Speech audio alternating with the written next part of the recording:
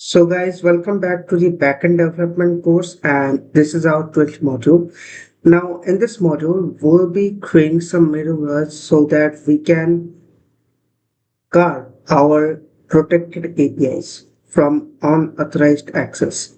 So let us just proceed. Let me tell you that I have already added all the 11 modules to a particular playlist.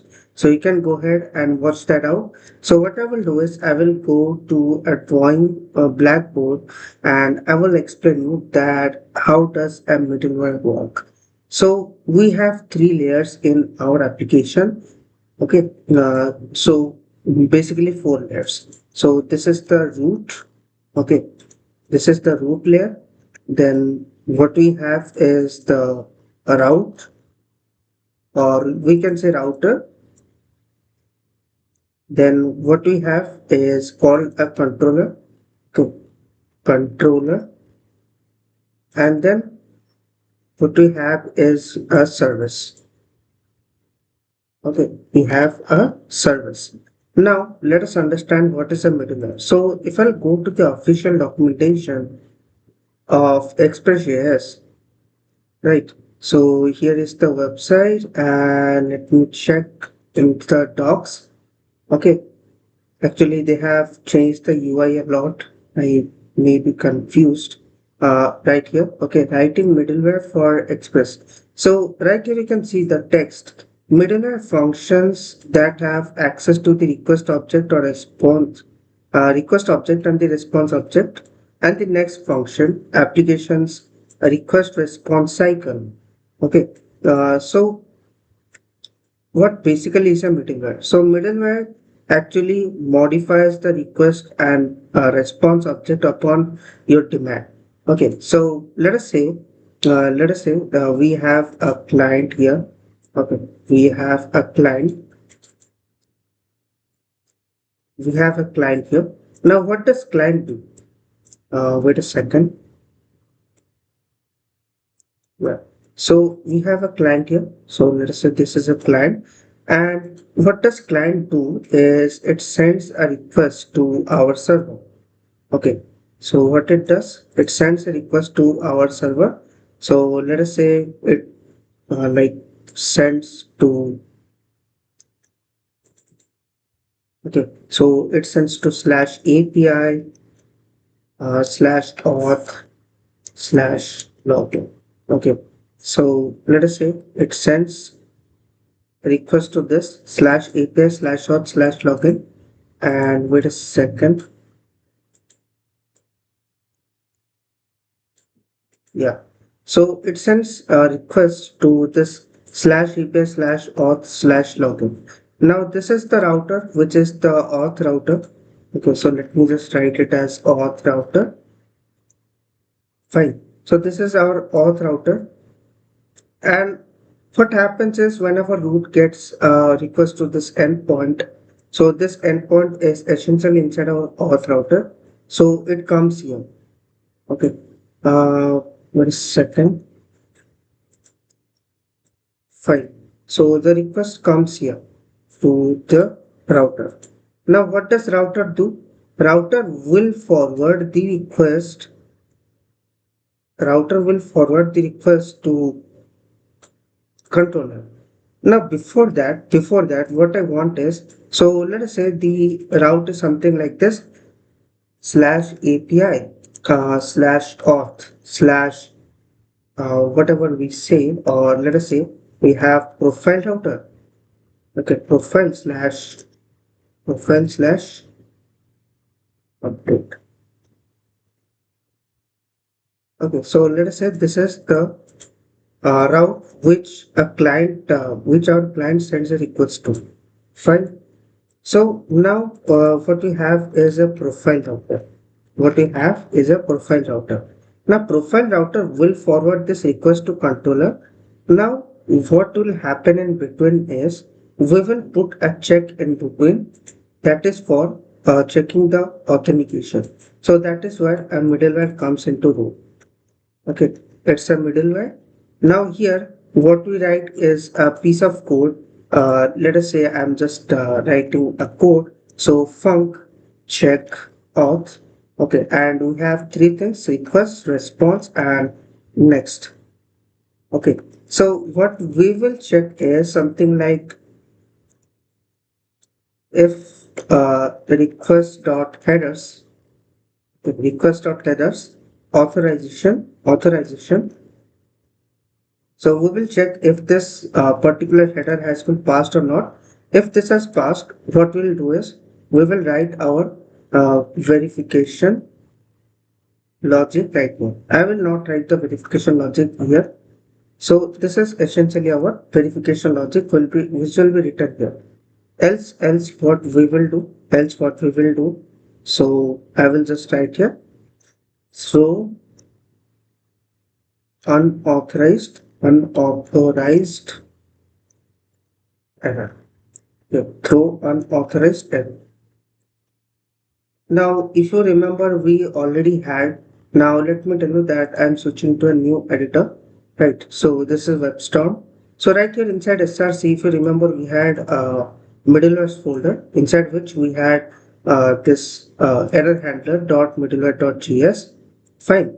So here we had API error and this API response.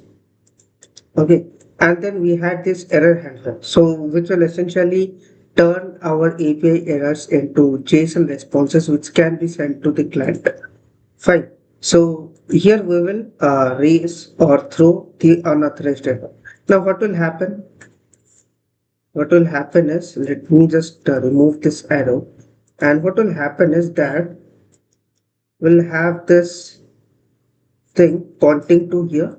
Okay, so this is a profile router. This what this will do is it will just forward the request to middleware, and after the middleware succeeds and checks that yes, the user is authorized, so it will send back the request to the controller. Now that is done?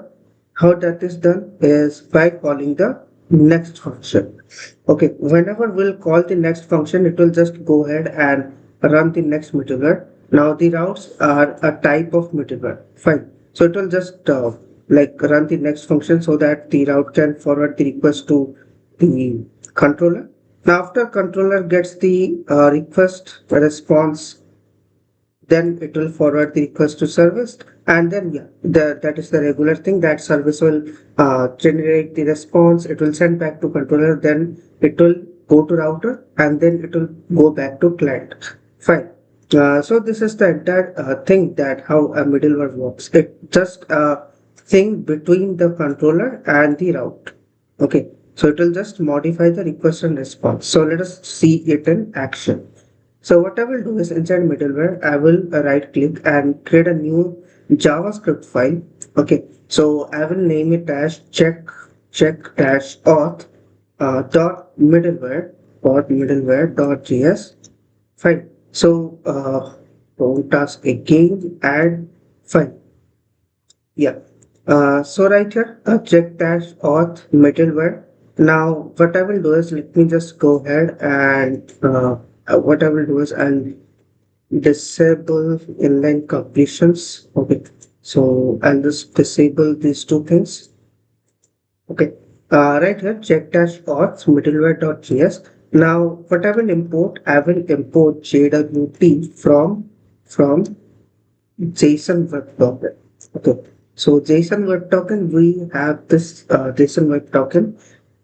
Now, what I will do is I'll write here export const auth check auth which equals to request response and next. And let me tell you one ninja technique that you will get the suggestions. Now here you can see that it's telling me that uh, it has no type right here. Okay, so if I'll type request dot, and I may have plenty of okay, the request dot headers. Okay, so let me tell you one ninja technique to have the auto suggestions enabled is that you can type here JS docs. Okay, JS docs. Now here what we can do is we can actually import express module and annotate with the request type. Okay, so right here you can see it automatically brings the type right here, so that we have the auto suggestions enabled. Now here also what we can do is we can write here something called response. Okay, response, and then here we have something called next function. Fine. So what this will do, it will provide us auto suggestions. Fine. And right here what I will do is I will go ahead and write const headers is equal to request dot headers. Directly bring in the headers right here. Now the type is incoming HTTP headers, right? So here I will write if not of headers, and to get the authorization header I will do something like this authorization, and you can see JetBrains provides the suggestions automatically. If not of headers authorization, what I will do is I will just throw new API error. Okay, so API error, and it should be auto inputted. Now what I'll do is I will shift alt enter, and after doing shift alt enter it has automatically imported API error. Now here I will raise 401, and the message is uh, missing access token. Okay, missing access token, or better if you raised unauthorized access. Okay, unauthorized access. Save this. Fine. Now here control is to save. Now let me tell you that in WebStorm what happens is whenever you switch the tabs or windows in your system, what happens is it automatically saves your code. Now here in the else part, what I will do is I will just copy this, paste it here. Right here, I will write const auth token, or we can say access token better. Const access underscore token is equal to. Now here, let me tell you that what I will be doing is, I will have this, but I will write here dot split.